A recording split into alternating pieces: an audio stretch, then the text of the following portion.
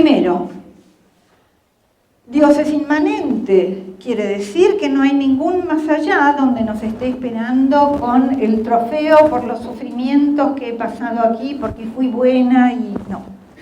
Todo lo que ocurre, ocurre acá. ¿A qué les hace acordar? Les digo ya, a la Torá. No hay una sola mención en la Torá a premios y castigos en el más allá. La Torá es un sistema inmanente, es un Dios en el mundo y un mundo que contiene todo lo bueno y todo lo malo según una determinada legalidad. Primero. Segundo, voy redondeando para dar lugar a las preguntas. Segundo, no hay alma y cuerpo separados, dice Spinoza. Decimos alma y cuerpo como dos modos de expresar lo mismo desde distintos puntos de vista. El alma no se separa y no se va a ningún lado. El alma tiene una lógica, el alma es la mente, el pensamiento, tiene una lógica propia, la concatenación de los pensamientos y de las ideas tienen su propia legalidad, el cuerpo tiene una legalidad propia, ¿sí? La legalidad de los cuerpos la describe la física. Estas dos cosas son dos aspectos caras de la misma moneda, no hay ninguna posibilidad de separarlos, caminan juntos y no se va ninguna de estas dos cosas a ningún otro lado. Fin de los castigos y los premios en el más allá, fin de la trascendencia metafísica.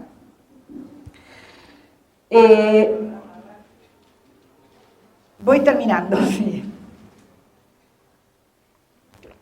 Tercero, como no hay entonces sustancia extensa y sustancia pensante, sino que hay una sola sustancia, y esa sustancia por definición, y voy acá un momentito, la definición 3, por sustancia entiendo aquello que es en sí y se concibe por sí. Es decir, homologa la sustancia a la causa de sí, y cuando vayamos un poquito más adelante vamos a saber que esa sustancia se llama Dios. Hay una sola sustancia. Se ha dicho que el sistema spinoziano es un sistema monista en contra del dualista. Yo diría que es un sistema monoteísta. Ese es el Dios de Spinoza. Un Dios causa de sí, un Dios sustancia, un Dios cuya legalidad habilita la libertad. Pero no es una libertad de cualquier manera, sino que es una libertad necesaria dentro de esa legalidad, ¿sí? Bien, esto por ahora, vamos a las preguntas, así redondeo alguna cosita más. Sí, ¿cómo es tu nombre? Sí. David. ¿David? Así me surgen dos preguntas. Sí. La primera es que en esta presentación, digamos, de Dios como legalidad de lo creado, de la naturaleza, por lo menos yo no veo lugar para el valor de la ley. Es decir, la ley no es ni buena ni mala, la ley es ley. Bien. ¿Cumple o no se cumple? Bien. Pero donde, digamos, quizás no la hay, quizás la pregunta tiene que ver con la época, pero ¿hay espacio para esto Bien. en el sistema financiero? Excelente pregunta, sí. Otra. La segunda, que está conectada con eso, es, si la ley es ley, ¿cuál es el incentivo o digamos, si no hay premio y castigo, que creo que tiene que ver con lo que dijiste al principio, ¿cuál es el incentivo para que dentro de esa libertad que tiene el individuo queramos cumplir con la ley y no darla, por ejemplo, matando a un semejante o liquidando? Bien. Bien, a la primera pregunta, contesto. La ley no es ni buena ni mala, la ley es lo que separa lo bueno de lo malo. ¿Sí? Si el concepto formal de ley, y voy a Kant con esto, Kant es muy spinoziano, es que la ley como tal es una mera separación, una mera división. Les quiero recordar que toda la obra de la creación en Bereshit no es otra cosa que separación. ¿Sí? Separar la luz de la oscuridad, el agua de lo seco, etcétera, etcétera, etcétera. Bien. Es decir, separación. Límite. De este lado una cosa, de este lado otra cosa. Lo bueno y lo malo se definen en relación a la ley. Spinoza dice que no existen el bien y el mal, existe lo bueno y lo malo. Lo bueno y lo malo se definen según Spinoza, de la siguiente manera. Lo bueno es lo que aumenta la potencia de obrar. La potencia de obrar, es decir, lo que es a favor de la vida. Lo malo es lo que merma la potencia de obrar, lo que disminuye la potencia de obrar.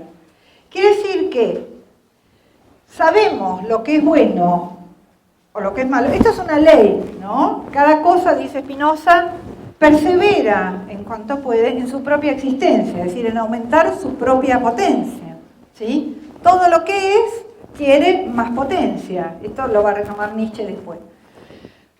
Lo que quiero decir es lo siguiente. Lo bueno es lo que aumenta la potencia de obrar mía y del conjunto. Si yo mato, si yo exploto a mi semejante, si yo no sé, arraso con todos los bosques y el planeta se queda sin oxígeno, eso no es aumentar la potencia obrera, es disminuirla. Porque aunque en el momento yo crea que estoy haciendo un acto de libertad y hago lo que quiero y mira qué piola y qué fuerte que soy, en realidad está agujereando la trama en la que estamos todos insertos. Cuando yo agujereo la trama, es decir, cuando yo atento contra el conjunto, estoy disminuyendo mi potencia de obrar igual que la del conjunto. Entonces la ley es nada más aquello que marca cuáles serían las acciones para aumentar la potencia de obrar, cuáles son los afectos activos, diría Spinoza, afectos alegres o afectos activos, que son los que realmente promueven un incremento de la vida, pero de la vida según ley. Spinoza dice, en el Tratado Político, dice algo precioso, dice: la vida no es la mera circulación de la sangre por las venas. Repito, la vida no es la mera circulación de la sangre por las venas. Lo dice en el Tratado Político, donde propone como modelo de vida próspera para una comunidad la democracia. Quiere decir, la vida, sí, gracias, la vida es aquello, la vida humana, ¿sí?, es aquello que regula la convivencia de los semejantes, tendiendo a un mayor grado de bienestar y de libertad de cada uno y de todos. ¿Qué quiere decir libertad para Spinoza? Que cada uno puede pensar lo que se le dé la gana.